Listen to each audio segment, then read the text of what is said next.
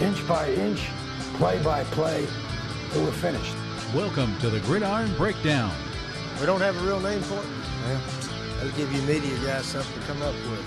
What's your assignment? Kill the quarterback. Hit the tight end so hard his girlfriend dies. Kill everything. The football podcast for the fans, by the fans, where we discuss the X's and O's of each week's premier football game. We've got to be the dumbest team in America in terms of playing the game. I thought you were gonna do one of these. Your hosts are Jay and Alan. And when was the last time 80,000 people showed up to see a kid do a chemistry experiment? You play football like Engineer plays football. And Brian. But they are who we thought they were. And we let them off the hook. And Lindsey. My favorite scene. I don't know what a hokey is, but God is one of them. Go Virginia Tech. Whichever one starts. Whichever ones don't, we'll back them up. Period. Cut and dry. Cannot play with them. Cannot win with them. Cannot coach with them. Can't do it. I can tell you how they feel about it. They don't like it. It's a lack of respect. It's not doing your homework and paying attention to what reality is. Now, let's get to the breakdown. Looks to me like they're coming up with a plan. Hello, you play to win the game. It's time for the Gridiron Breakdown. Welcome in to episode 2 of the 2020 football season. I'm Jay. I'm Alan. I'm Brian. And I'm Lindsay. And we are here to get you ready for the first weekend of college football action, first full weekend, we should say, and to do the NFL preview that we like to do. We're going to go division by division tonight, talk about the NFL teams we think are going to win, and then we'll wind up being the wild cards. And then, like I said, we'll do a lightning round of college football games. But I got to ask real quick, anybody watch the Central Arkansas Austin Peay game last Thursday? Because I did. I watched parts of that. I was jonesing for some football. I caught about the first quarter and a half or so. They're pretty awesome to have a touchdown on the first play of the game of the college football that made me feel like football was back. But Jay, I even watched, I think, part of a high school game on Saturday. So I was, pretty rough. Lindsay? Oh, yeah. I didn't watch it. I got the recap football podcasts came through today, and so a lot of them recapped that game. What about you, Brian? I can't say I did. I didn't even know there was a game, to be honest with you. Oh, yeah, man. I was all about that game, having a blast with it. I'm with you, Alan.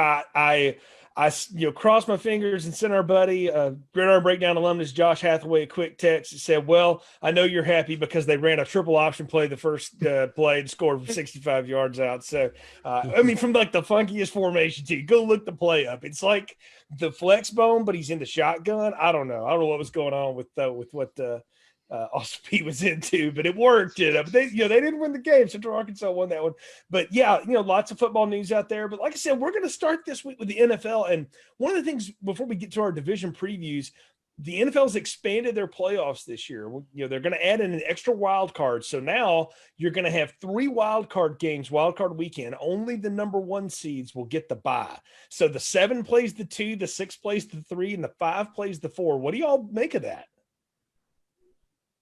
I like it. I think it's a good idea. It's better than what they could have done and many other scenarios that they were mulling over. So adding 1 team doesn't make a huge difference. Maybe not. But I like the idea of the number 1 seed being more important now. Before, having the number 1 and number 2 seeds didn't feel like it mattered either way. Now you've got 2 teams that are neck and neck. They're going to be fighting it out for that number 1 seed. And I like that idea. So for me, I like the expanded playoff format. The only thing is I hope that they look at potentially doing a reseeding type thing. If you got a division where the division winner is 8-8, I just don't find that they should be ranked number 4. They should probably be dropped down all the way to number 7. I think it's great. I'm with Brian. I like the fact that it puts a premium on that number 1 seed.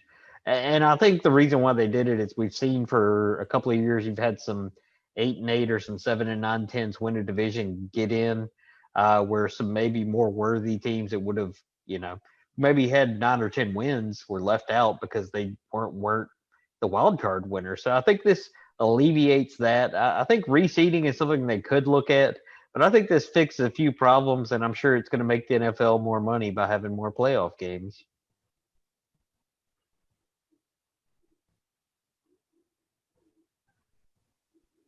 That sounds good. I don't really have any opinions on it, one way or the other. I think it's going to be neat, though, the weeping and gnashing of teeth from the blue check mark sports media the first time a 7 seed blows out a 2 seed and knocks them out of the playoffs. It's going to be, oh, this is the worst idea ever. They should have never done it, and it's going to happen too. And it'll be some team like, the Browns will get in and will knock out the Chiefs or something on a fluke play, and everybody will lose their minds. It'll be funny to see because it's going to happen. But I'm with you guys. I like more playoffs. I think it's going to be fun, and it does put the premium on that number 1 seed. I really do dig that. I think if you're the top seed, you should get the week off, and we'll see how that works out. So let's get into the NFL breakdown. Brian, this is your corner of the market here. You're going to lead us through division by division, breaking down who you think is going to win. Then each of us will also go around and give picks. So tell us where we're starting, and let's get things going with the breakdown. Well, we're going to start where I live. We're going to start in the NFC North, the black and blue division, as we like to call it around here. The teams, Green Bay, Minnesota, Detroit, and Chicago. Last year, I think everybody was kind of a bit surprised that Green Bay came out on top of that division. I think everyone felt that this was Minnesota's division to win, and Green Bay didn't have enough to get there, but they did a great job and finished on top of that division. I don't know what to make of this division, really. I mean, Chicago, I think you could toss them out. They're still in chaos. They still got Trubisky sitting there, and he's battling off with Nick Foles for the starting quarterback job. I mean, it's like a lose-lose either way, if you ask me. And they don't seem to have the ability to pull anything off. Detroit, man, how many times we've been saying Detroit, they're rebuilding, they're building to the future, and yet it never seems to come. I just don't think it's coming this year either. I don't think it comes until Stafford leaves, to be honest with you. I think Stafford's a great quarterback, but I think when he's in there, he puts the game on his shoulders too much, and I don't think that's the right approach.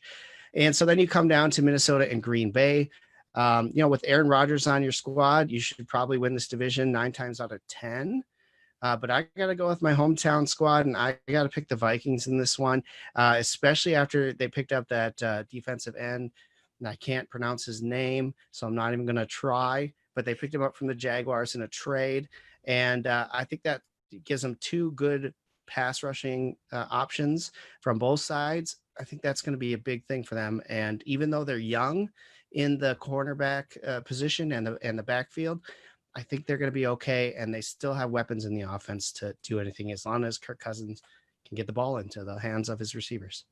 Yannick Ngakoue is the fellow you're talking about. One of the many people who wanted out of Jacksonville. Apparently everybody wants out, except Gardner Minshew. And so, he's in Minnesota now. Brian, you did a good job breaking it down. I can't disagree with a lot of what you said there. I do think Chicago in another year is going to look like what Jacksonville is. It's going to be this team that built this unreal defense, and they had a shot, and then they didn't do it, and now they're going to have some really high-priced defenders and an offense that can't get together. I don't know if anybody's going to get fired this year, COVID year. Maybe everybody gets a pass, but Nagy's definitely on the hot seat. I'm still not buying that Matt Patricia can get it done in Detroit. I think Detroit's got some good talent. And they're certainly getting better talent, especially on the defensive side. Stafford can still sling it, but he's still the second best quarterback at best in his own league, and they can't get an established running game for years. I mean, ever since Barry Sanders, they really haven't had one. So Detroit will always disappoint you. Just don't. It's like trying to listen to I don't know, your favorite band when the singer leaves. Like that rarely works out well. So don't go. It's the Gary Sharon Van Halen record. Just don't. Brian and I can attest to this. Don't do it. So that leaves me Minnesota and Green Bay. And the thing that I'm looking at this year in a lot of ways is experience coming back, consistency in coaching staffs. And then I'm going to draw a lot of points to who's the best quarterback. And Minnesota and Green Bay, very equal in terms of what's coming back, everything like that. Green Bay famously spent nothing on their offense in the offseason. But the reason they did is because Aaron Rodgers can make that offense click, and he's healthy. And moreover, he's really irritated right now. And Aaron Rodgers with a chip on his shoulder is just something I'm not going to bet against. So I'm going to take Green Bay to take the NFC North. Alan, you're up. I mean, I think y'all broke it down. It really comes down to the Packers and the Vikings in that division.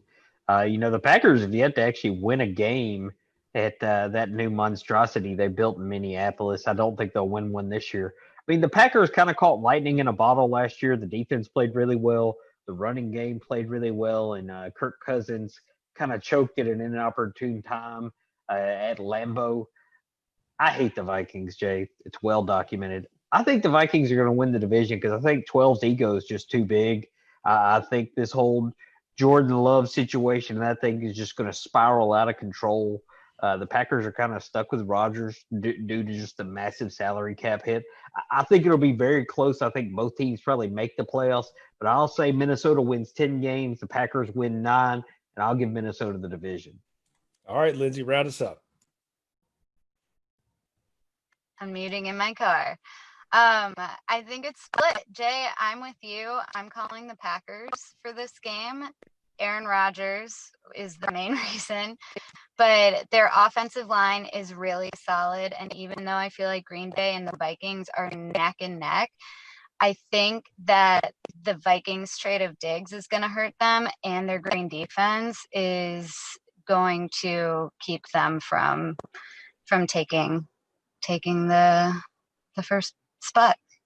All right, so we've got a split decision here. So if Detroit or Chicago wins this thing, we're all going to be entirely wrong. But if that happens, we're in, 2020, why not? Sure. So Brian, NFC East up next, right?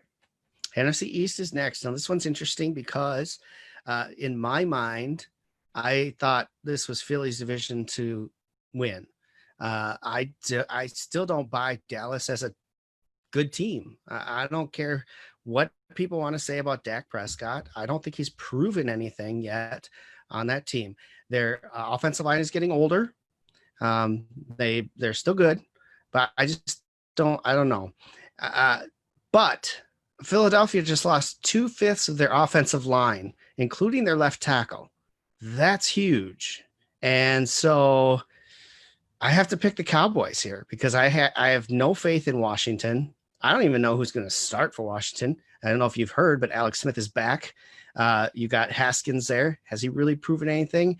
Now he's been named number 1, but how long is that going to last? And then you got the Giants. Other than Saquon Barkley, what do you have on the Giants? I don't know if there's anything there.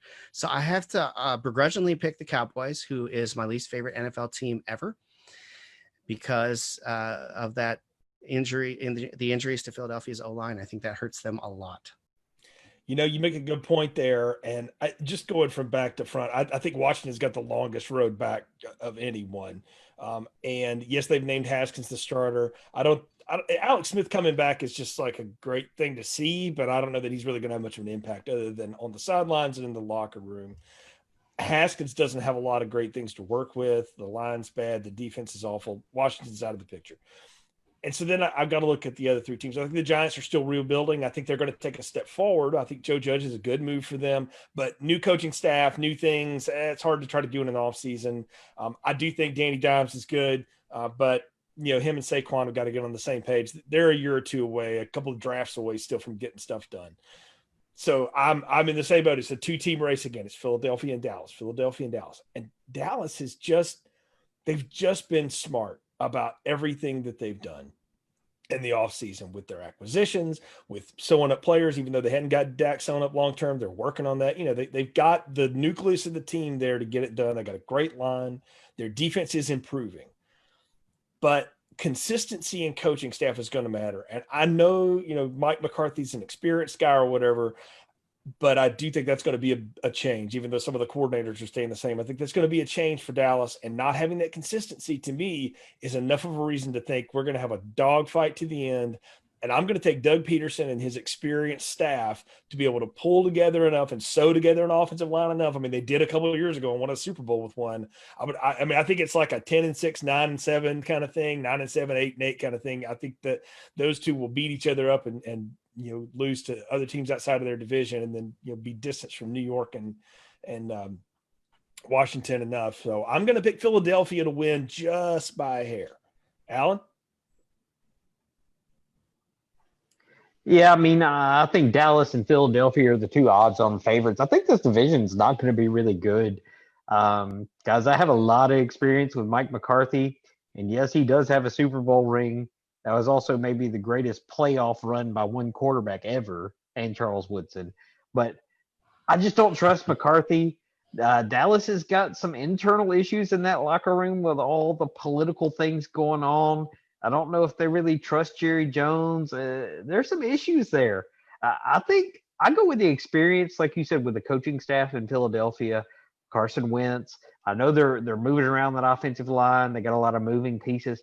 I think there's enough talent there, though, to eke out 9 or 10 wins and get that division, because I'm not sure anybody else in that division cracks 8 wins.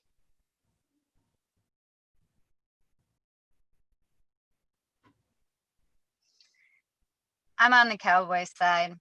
I don't like them, but I don't like the Eagles either. So it's a lose-lose as far as I'm concerned. I'm erring on the side that McCarthy is going to pull it out. Cowboys have a pretty loaded team. They're really highly ranked in just about everything. Their running game, their defense. And then it really just is a matter of, are they going to click with the new coach? So I'm going to err on that side, and I'm going with the Cowboys. All right. So we split again, 2 for Philly, 2 for Dallas. Brian, take us out west for the NFC. All right. Now we're going into the NFC West. And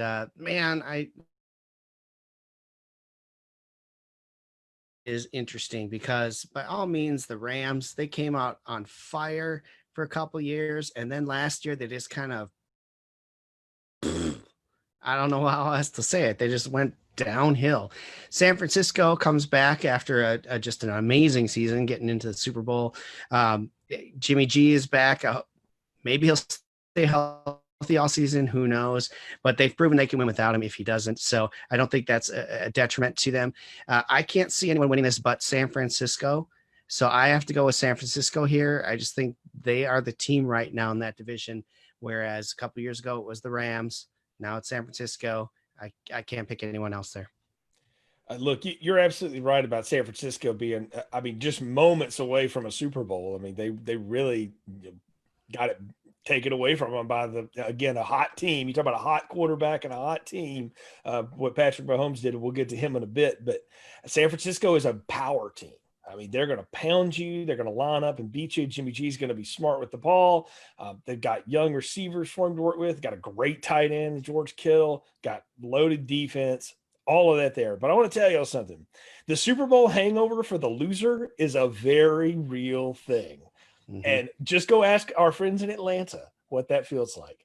And I have a sneaky suspicion that it's going to snake bottom a little bit. They're going to take a step back this year, do a little bit of a reset, and recalculate. Now, I don't know that they totally wipe out of the playoffs, but there's another team in that division that you need to pay attention to. And it's the team with the experienced coach, the experienced staff, and the best quarterback. I think one of the top ones in the league, but definitely the best one in that division. Russell Wilson, Pete Carroll, and the Seattle Seahawks. I know Alan hates the Seahawks for lots of reasons that he'll talk about in a minute.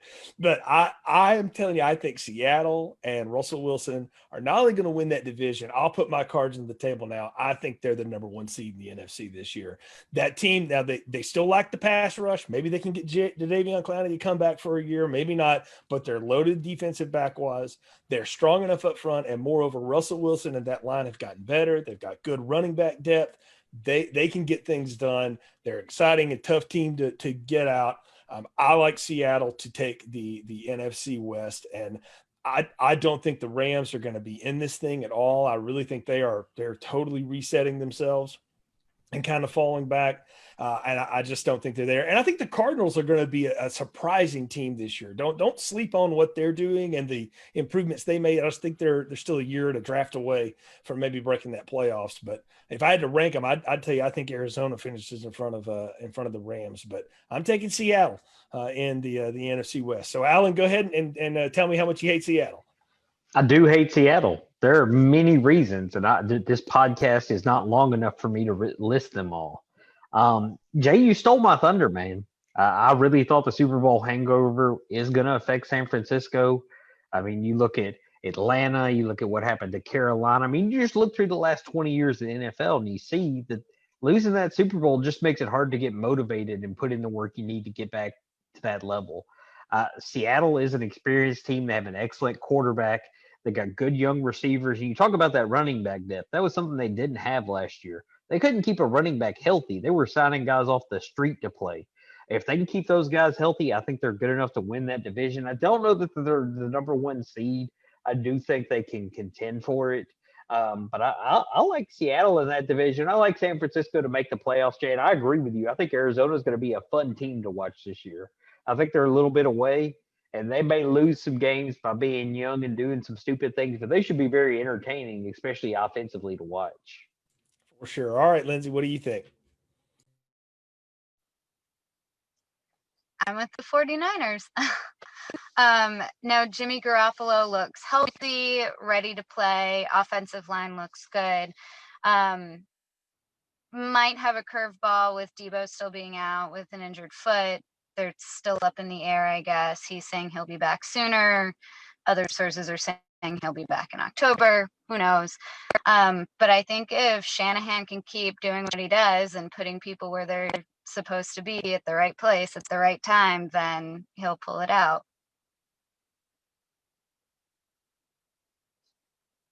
You're on mute, Jay. Thanks for noticing, because I didn't. Yay! So yeah, no problem. two for Seattle, 2 for San Francisco. I like it here. Nobody's breaking from the norms yet. I think I'm seeing a trend here, and I don't blame any of you because I think that's how it's going to go. So wrap us up in the NFC South, Brian. NFC South. All right. Well, Atlanta, I still think they're not as good as they were 2 years ago when they made the Super Bowl. I think last year's more they're where they should be at 7-9. Carolina, I love Teddy Bridgewater, guys. I love him. I wish we would have kept him here in Minnesota, but we didn't. I just don't think he's the answer fully for Carolina to do anything. Carolina was the Jaguars this year. You know, Carolina a couple of years ago was the Jaguars this year, just dumping everybody, right? And now they got rid of Cam, Breen, Bridgewater. I just don't think it helps them. Tampa Bay, wow.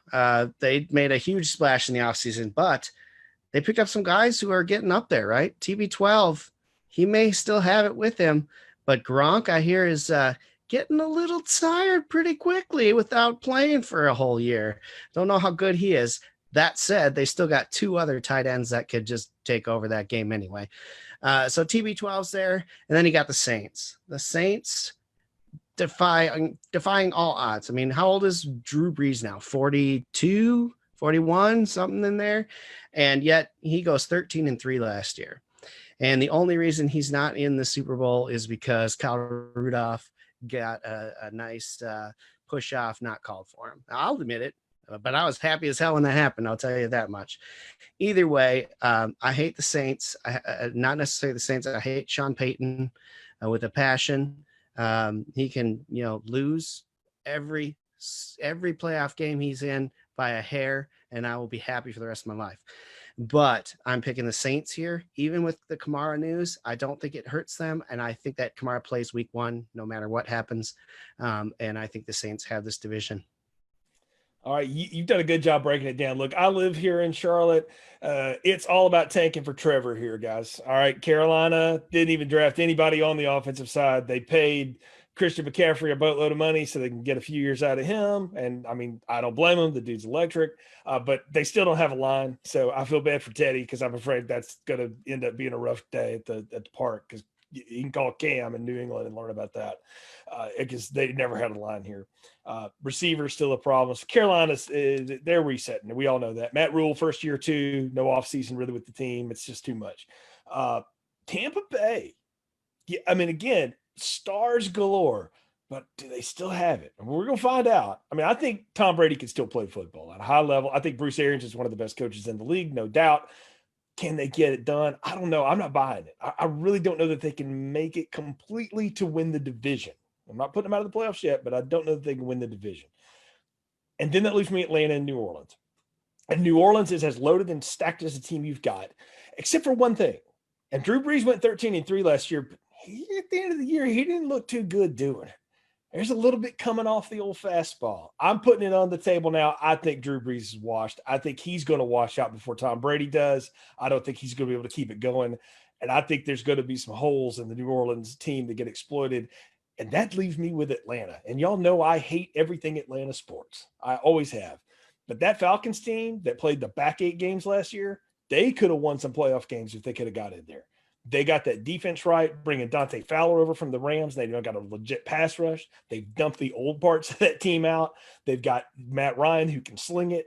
I mean, if Breeze is not there, you got to talk about Breeze, Ryan, and Brady as your quarterbacks. All of them can still throw it. Ryan's got the best deep ball still of all of them.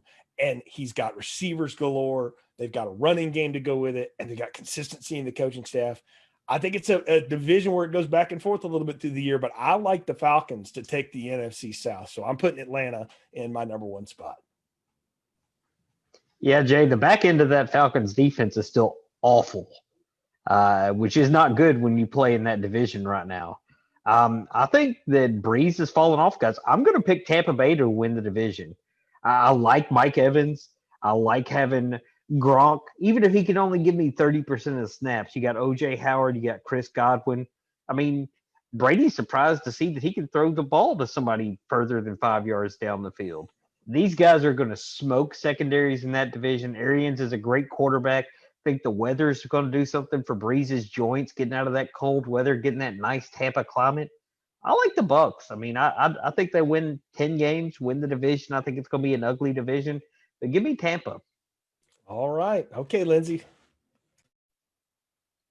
Yes, I am Team Tampa, 100%. I love Tom Brady and Gronk, so I am with it. But their receiving core on that team is crazy. So I feel like Brady cannot lose with this team. So I'm on board. I'm looking forward to watching them kick some tush.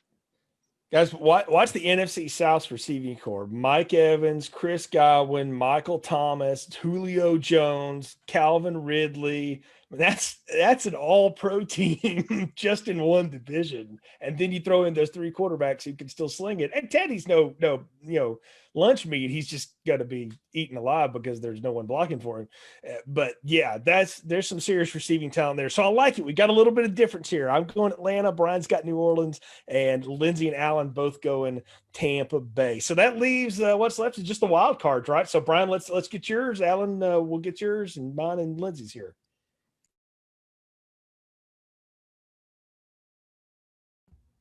Let me get my coughing out. All right. For wild cards for me, I picked Seattle as a wild card. I agree. I like Seattle. I think they're going to be right up there with San Francisco in that NFC West. I just don't think they're going to win it. I got Green Bay. I think that the North Division, like we said, comes down to Minnesota, Green Bay, and both of those teams are getting in. So you can swap them around if you want. It doesn't matter. And I got Tampa Bay coming out of the NFC South as my third wild card.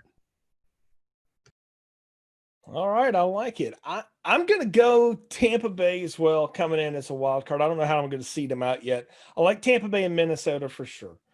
And then I'm left with, okay, who's my other NFC wild card? Where am I going to go? Is it New Orleans? Is it Dallas? Is it somebody else? And I'm going to give the nod to Dallas. I think they're going to be able to get just enough wins to edge out New Orleans and be that other wild card. So I'll take Dallas, Tampa Bay, and Minnesota as my wild cards. Alan.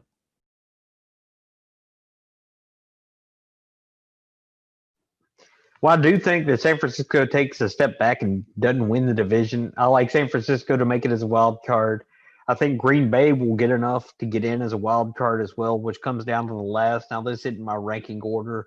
I think I'm going to squeeze New Orleans in. That team is too talented and too good to maybe keep out. And I don't see Dallas really edging them out for that last wild card. So I'll go Green Bay, San Francisco, and New Orleans. All right, Lindsey, you round us up. All right. I have the Eagles on my wild card. I think they're still riding their high from their last Super Bowl win. So, they might want it just enough. Followed up with the Seattle Seahawks and then the Vikings.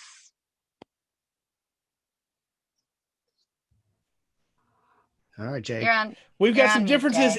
We got some differences in the divisions and the wild cards, but some good spread across. I think the cool thing about the NFC is, man, just the spread of quarterbacks that run through the divisions. I mean, you've got good ones in every one. You've got some guys that are borderline elite, if not already elite. Should be a lot of fun in the NFC. Now it's time to flip over to the AFC, Brian. Start us off with the AFC North. All right, let's get to the AFC North. We got Baltimore, Pittsburgh, Cleveland, and Cincinnati in this division. I think we can throw Cincinnati out. That's a given. That leaves you with Baltimore, Pittsburgh, and Cleveland. Pittsburgh, you got an aging Ben Roethlisberger, still trying to play football after what happened to him last year. And behind him, we saw isn't a whole lot. So you got them sitting there. I'm not sure how much better they're going to get this year. So I'm throwing them out of this one. Baltimore and Cleveland. So Cleveland was the team everybody thought was going to be so good last year. And I believe I'm the one who said, yeah, right. That ain't happening. That is true. You did. I was right. 6-10. This year, I think they'll do a little bit better. Their biggest problem is they can't seem to put any faith into one coach for any longer than 1, maybe 2 seasons. It's ridiculous. Let's settle on something and let it happen. But I have to go Baltimore. Lamar Jackson is the man right now. I cannot go against him. 14-2 last year. I got to go Baltimore easily in this division. All right, I'm going to call an audible here and switch things up. Lindsey, you go next. Whoa, all right. I had Baltimore too, for a lot of the same reasons. Gosh, where do I even start? Okay, so Baltimore would be the first team to go for the hat trick in the AFC North. No team's ever won it 3 times in a row, so that would be great. I think the only team that might give them a little bit of trouble is the Steelers, and that's if Roethlisberger is healthy. But that is kind of up in the air.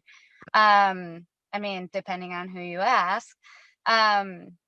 They've got the Ravens, ranked number 5 on NFL.com.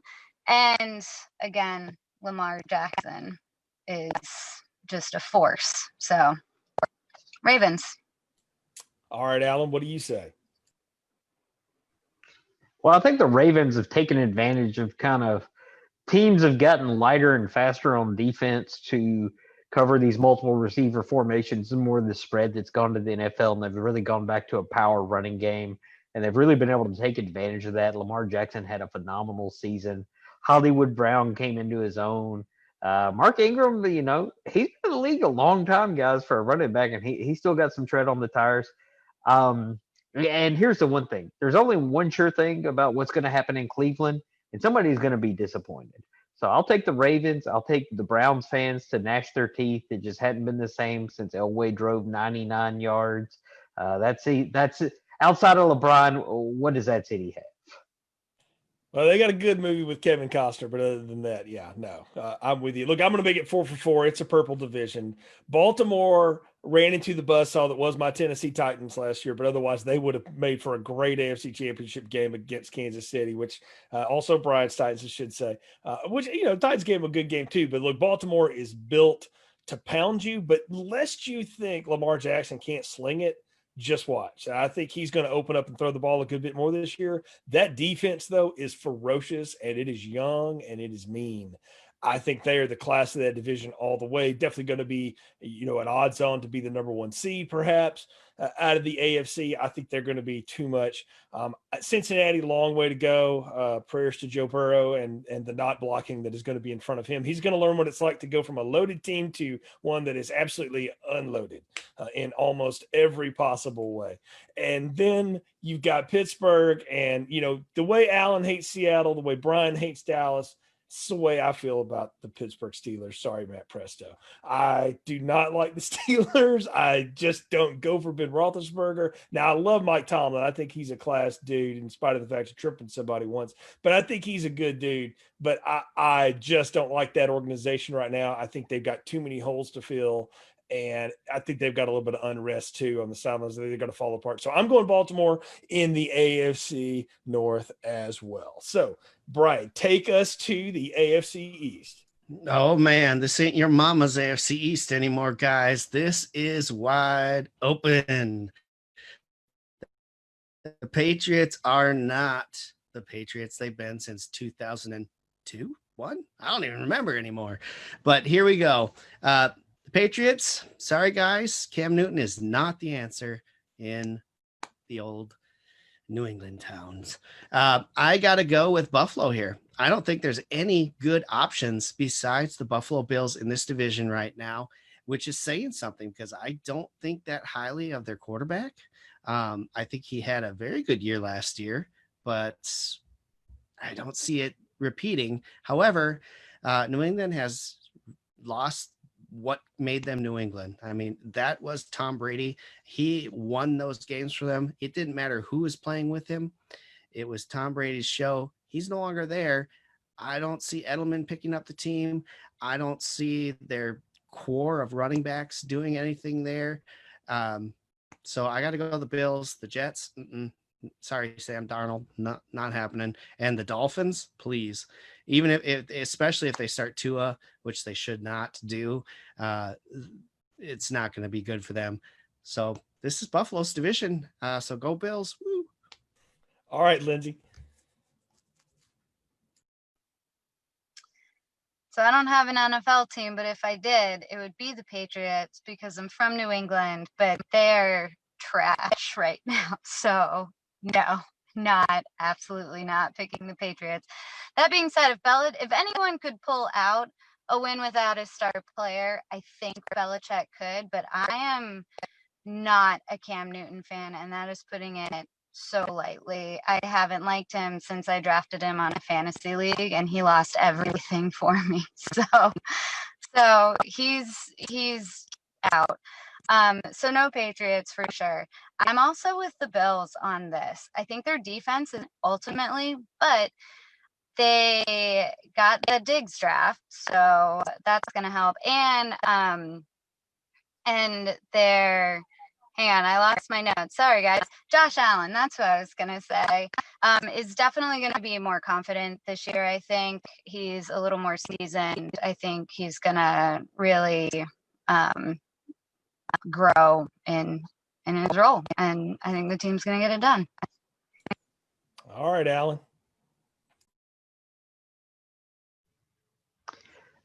Losing Tom Brady, he's probably the GOAT. He's been there since 2001.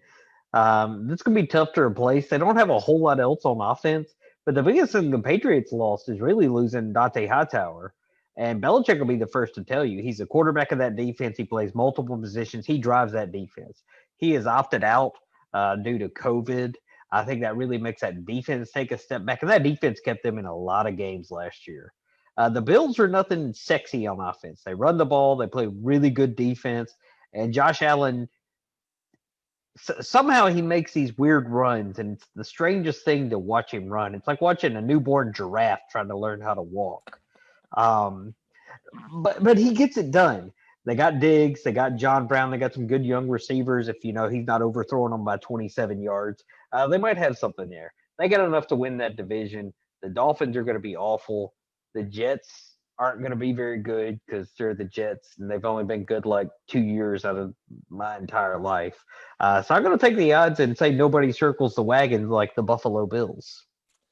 All right, so I got a lot of Buffalo fans here. I'm impressed. Okay, so just back to front real quick. Again, prayers to Tua and the Tagovailoas because he, again, is going to learn what it's like to go from loaded to completely unloaded team. But at least he's got Fitzmagic to take some of the beating for him before he has to. But I do think the kid's talented, but they got a long way to go.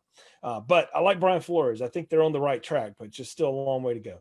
The Jets, man, Sam Darnold is got all the talent in the world. I kind of feel about him the way I feel about Matt Stafford. Super talented guy on a loser franchise that cannot get its stuff together and get out of its own way. I don't know that Adam Gase can get it done. Le'Veon Bell's a nut, and they're just kind of still a mess on defense. So that you put those two teams aside, they're not getting anywhere near the playoffs. Buffalo, New England. Everything y'all said about Buffalo, totally agree with. Not sexy, plays great defense. Josh Allen can take the next step. They can win the division for sure. But I will not stand on this podcast for all this Cam Newton hate. That man is magic, and I've seen it 100 times. And I'm telling you, when the dude he's like Aaron Rodgers. When he's mad, that's when he's most dangerous. And everybody's sitting here talking about Tom Brady, and Tom Brady's the GOAT, no doubt. But Bill Belichick is what makes New England New England. He's still there. Without Dante Hightower, that's a big loss, no doubt. But I think Belichick is the architect of some of the greatest defensive schemes of all time. I like New England, y'all. It's their division until they lose it. So give me some of them Patriots this year. And if you know me, you know how much that hurts me to say, because I am not a New England fan. But Cam is an X factor. And in Josh McDaniels' offense, running basically the run and shoot, it's going to be serious lights out up there. It's going to be a total contrast to Buffalo. So give me some New England. Y'all can have all the Buffalo Bison burgers that you want. Jay, I will say this. An Auburn quarterback will start for the Patriots. It just ain't going to be Cam Newton. Oh, you put Stiddy in there, I'll take that too because he's a gamer all the way. Well, okay, we spent enough time on the AFC East. Brian, let's go out west. This should be the shortest discussion we have all night. Chiefs. That's all I got to say. All right, Lindsey. Yeah, I'm with the Chiefs. I wouldn't hate to see the Broncos pull out something just weird and fantastic just because my brothers loved them when we were kids. So I have a special place in my heart for the Broncos. But yeah, it's the Chiefs, 100%. Alan. Well, there's a special place in hell reserved for the Broncos and John Elway and that helicopter run.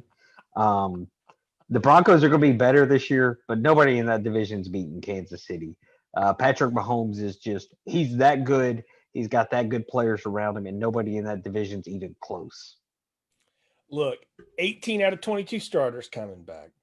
Quarterback sewn up, wide receiver sewn up, defensive studs sewn up, coach and GM sewn up. Kansas City ain't going nowhere for a long time. All right. Las Vegas has a nice new stadium. They're still going to be the sucky Raiders. Sorry. They got a long way to go. They got good pieces, but the piece they're missing most is quarterback. Sorry, Carr, not it. They got to get better at quarterback. They may have one of the more cool running backs in the league. I like Josh Jacobs, but not going to get it done. The Chargers, no. Got a long way to go. A lot of reset. Phillip Rivers is out of there now. They should have never left L.A. Does anybody even know they're in L.A. before I said it? Everybody here probably still thinking San Diego. I almost said San Diego. Chargers are not there. They got a long way to go. It's Kansas City, guys. Kansas City is the team in the AFC West, and I'll put it out now. I think they're going to be the number one seed again this year. I mean, they're just too loaded. Everything coming back, that consistency factor, all that stuff, and they got the best quarterback. So, yeah, it's Kansas City. Moving on to the AFC South. All right, AFC South. What do you got right there? What do we got right there? That's it. Man, it was fun the last 2 years watching the AFC South because you had three legitimate teams trying to fight each other for this division. And then one of them started throwing up players for no reason. That would be the Houston Texans. Then you had the Jaguars start getting rid of their best players. No idea what's going on there.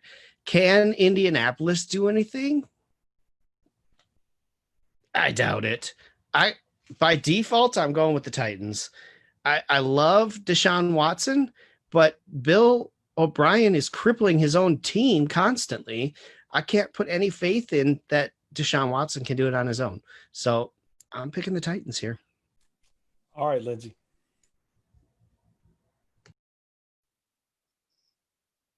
I'm with the Colts on this one. They have, well, for a few reasons. They have one of the best, if not the best, offensive lines in the league.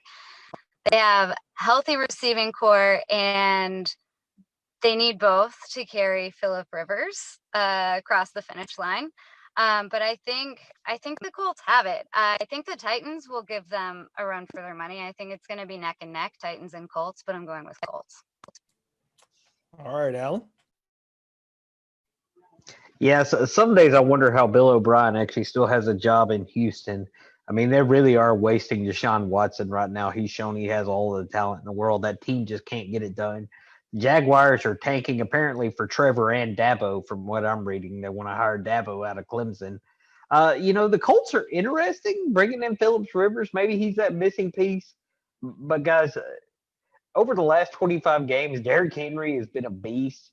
He has just ran through and over everybody, and I don't see Vrabel and company changing from that. Tannehill, I think, has enough with some of those young receivers to open up that play action pass.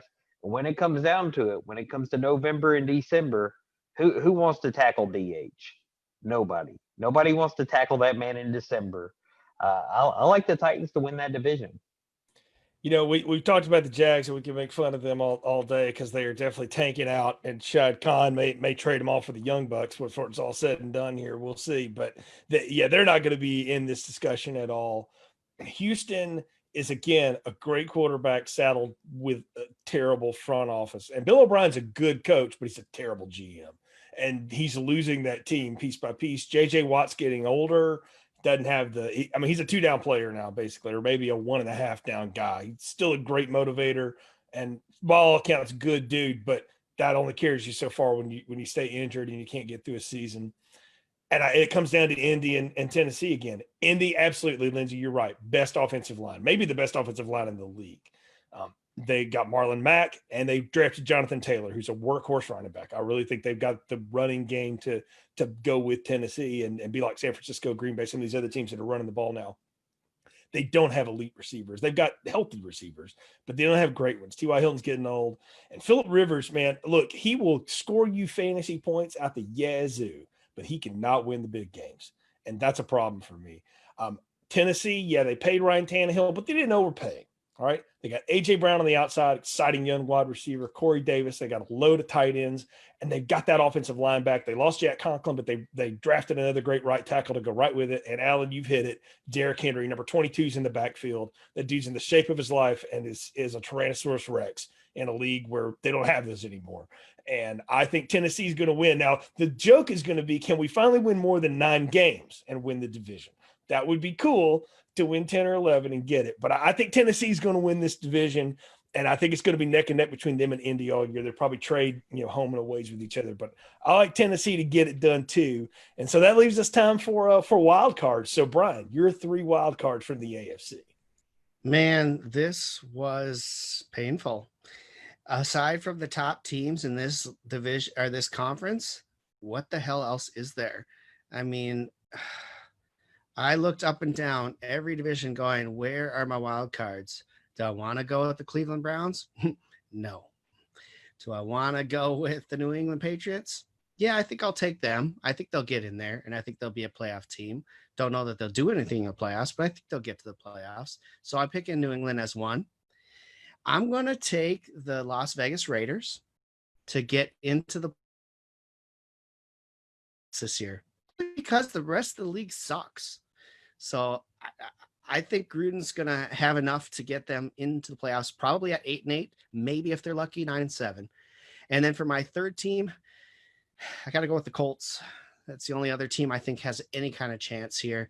And that's kind of sad. I really think Houston should be there, but I think we laid out all the reasons they're not going to be there in our discussion already. So that's who I've got. I got New England, Las Vegas, and Indianapolis. All right, Lindsey, let's hear yours. We have one of the same ones. I will have New England Patriots in my wild card, followed up by the Steelers. And then I'm going to throw the Titans in there. Well, the only way I think the Steelers are making the playoff if like Minka Fitzpatrick goes all Bugs Bunny and plays all 22 positions or something like that. It's hate to tell you that, Lindsey. I just don't think the Steelers are all that good. I'm going to go with New England. It could happen. It could happen. It could happen. And Georgia could win a national championship, but some things just aren't going to happen. You know what? You watch this upset happen and you're going to be eating crow. That's all I'm saying. I'm going to take New England. I mean, I think Belichick is too good of a coach, too good of a mastermind. I think he'll find a way to get them into the playoffs. I think Denver is going to be a wild card. I think they're going to be much improved. I like Melvin Gordon there. I like their young receivers they got going there. They got a lot of talent. And for my last wild card, I'm going to go with Indianapolis. I think Phillip Rivers makes that team a little bit better. I think that they'll be good enough to get across the line and get the 6 or 7 in the AFC. All right, so my wild cards, I've got the Buffalo Bills coming in as a wild card. I do think they are good enough to do that. They've got the defense for sure to get that done. So I like them. I like Indianapolis as well. I think they've got the offensive line. They're going to be neck and neck with the Titans this year. They're going to be in there. And then, Alan, you stole my thunder.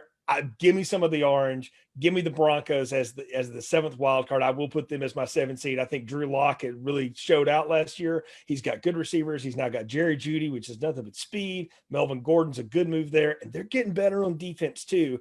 And they're in a division where, again, they don't have to get over some big humps. I mean, they're not going to beat Kansas City, but they can hang with everything else that they've got to deal with. The Chargers and the Raiders are something that they can get past. So I like Denver as my next wild card team. So we have made it through the NFL prediction, sure to be wrong at some point. Here's what we'll do. We're going to do NFL games every week this year on the Gridiron Breakdown, but somewhere about halfway through the season, we're going to take a look back at the picks that we've made, and I'm going to give everybody here a big mulligan card because, again, so many unknowns this year. Who knows what's going to happen?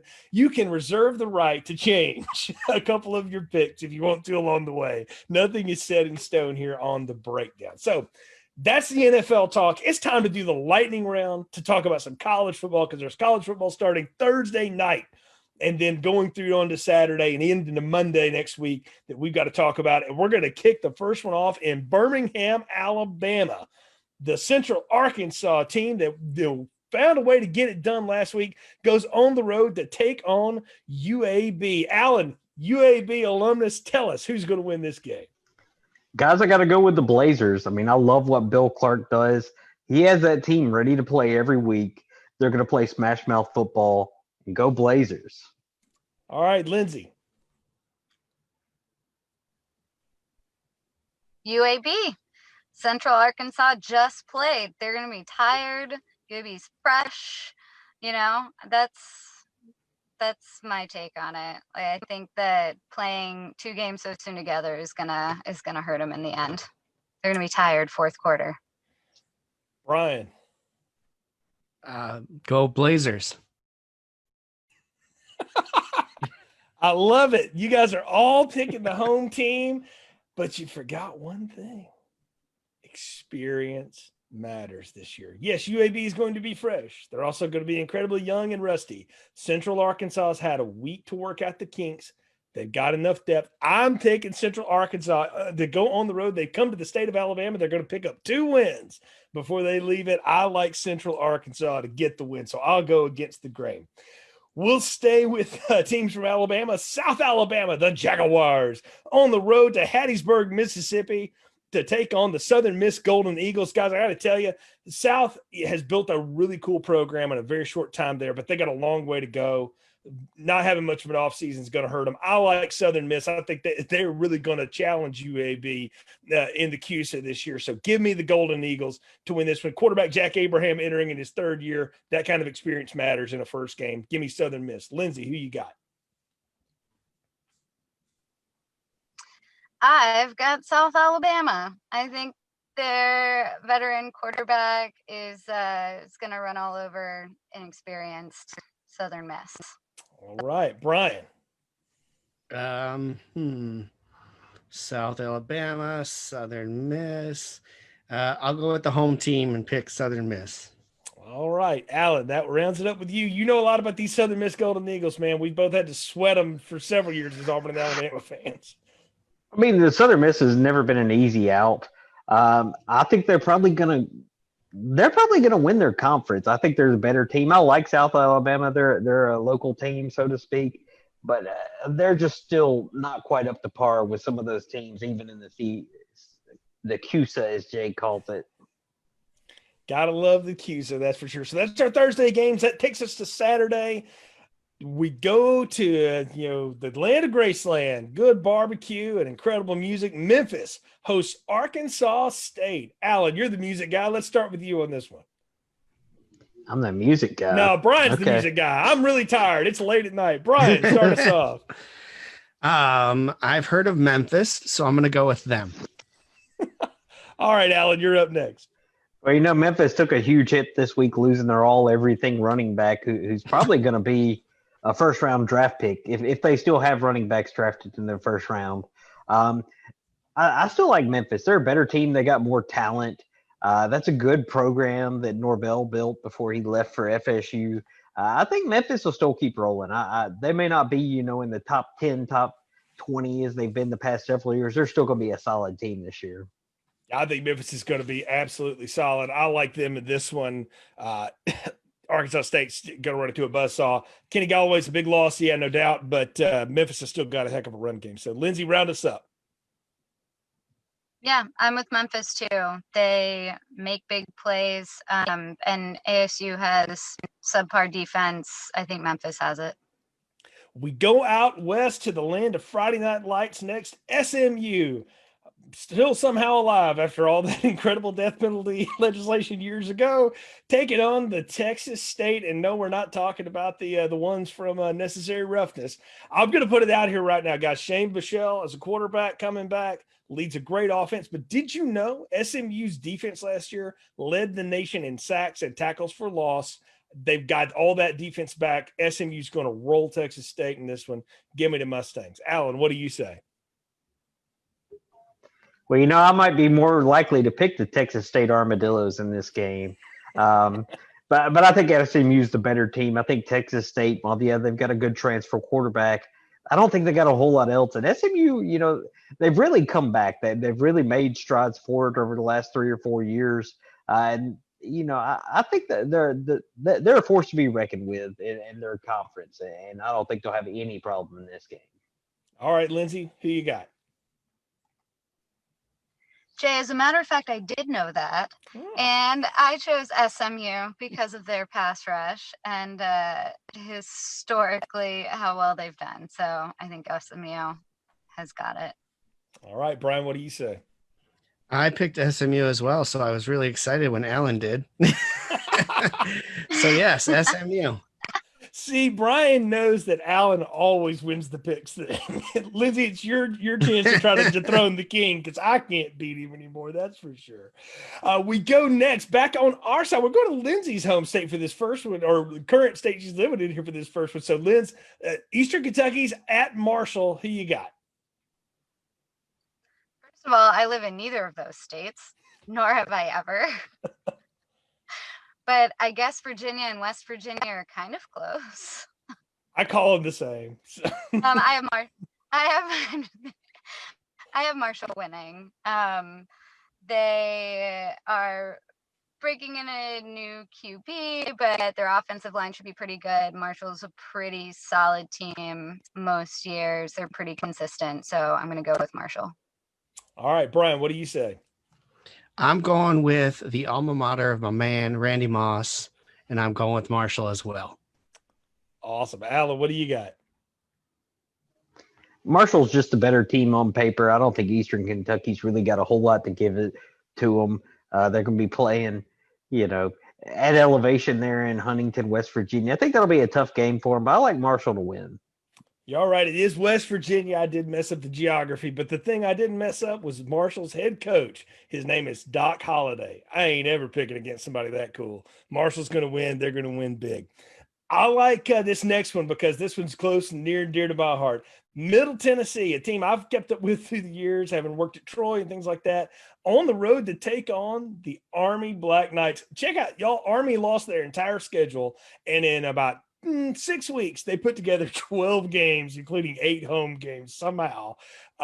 Here's the thing you got to know about Army. It's tough to go play in Mikey Stadium. That's a weird place. It's loud, even with nobody in it. It's still loud. It's strange because it's like a big high school stadium all of a sudden. And playing option teams week 1 is a nightmare for any defensive coordinator. Give me Army to take out Middle Tennessee. Brian, what do you say? I was picking Army as well. One of the few games I watched as a kid was Army Navy, so I'm going with Army. I know nothing about Middle Tennessee. Lindsey, what about you? I went with Middle Tennessee for this one, somewhat to be contrarian, but also I think they'll be able to control the line of scrimmage a little better. They have some solid backs. Their QB will be able to just run his little heart out. All right, Alan, what do you say? I mean, Jay, I think you nailed it. Having to play triple option anytime is a nightmare. Having to play it week 1, especially when you haven't had spring practice and just everything going on.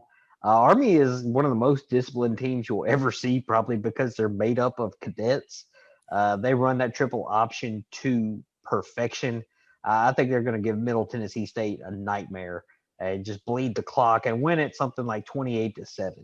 This is definitely a game. If you like running games, Lindsey nailed it. This is a game to watch for running teams because the game may last an hour and a half by the time it's done. Like Army's whole goal is to have 5 possessions every game and score on 3 of them. And you have 2, and that's all they do. So they eat clock like nobody else. Well, we wrap it up on Monday, Labor Day.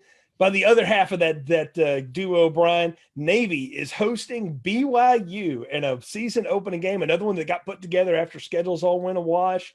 I'm really intrigued by this one. Brian, who you got in this one? I got to go with Brigham Young. I don't know why. I just think that I see them doing better than Navy most of the time, so I'm going with them. All right, Alan, what about you? I mean, I think Brigham Young's actually going to be pretty good. I think they were set up for a better year. I think they had a lot of growing pains last year. But you got a West Coast to East Coast trip. You got the time change. You're playing triple option there again. Give me the triple option team. I'll take another Armed Forces unit and take Navy to win this one. All right, Lindsey, what about you? I have Navy too. They've either lost or had to replace a lot of their key players, and I think Navy is just going to be able to run the clock a little better. All right, I'm going to make it 3 out of 4 with Navy as well. Again, triple option teams week 1, it's a nightmare. BYU's got a lot of size, no doubt, but that West Coast to East Coast move, it's going to be hot in Annapolis and get real muggy. That's good. Second half, BYU's going to go and it's not going to feel good. And Ken Niumatalolo and his Navy midshipmen are going to be able to run that option. They run the faster version of that option. If you want to compare them to Army, I like Navy in that one too. So that's our first week picks. Guys, we made it through episode 2 and really our first full episode of the 2020 season of the Gridiron Breakdown. Next week, we're going to be back and we're going to have 4 featured games, 3 college games. Alan, Lindsey, and I will bring you a college game out of the official week 1 or week 2 that we want to feature. Brian's going to bring us the NFL game of the week, and then we're going to have 6 lightning round games, 3 college, 3 NFL that we'll all pick and talk about here on the breakdown next week. Guys, it's going to be a lot of fun. Thanks for being a part of this. Each week, I'm going to hand out what I consider to be the MVP co-host of the week, if you will. And this week, that's got to go to Lindsey, and not just because she's the female and not just because she's the new one. Lindsey lost power like an hour before the show and has done this whole thing from her car. So I hope your battery's alive and you still have gas. But, Lindsey, you are the MVP of this week's show. So thanks for hanging in there and getting it done. Thanks, Jay. And I do have both gas and battery power. Still Excellent good stuff. Guys, it's going to be a lot of fun. Can't wait to get into it. Any final parting shots, thoughts here as we wrap up the breakdown? Yeah, I just want to apologize that I couldn't make the football Triple Crown joke. I mean, I got the Broncos joke in. I got the Georgia joke in. I couldn't get a Randy Edsel joke in. I just couldn't find a way to squeeze that one in.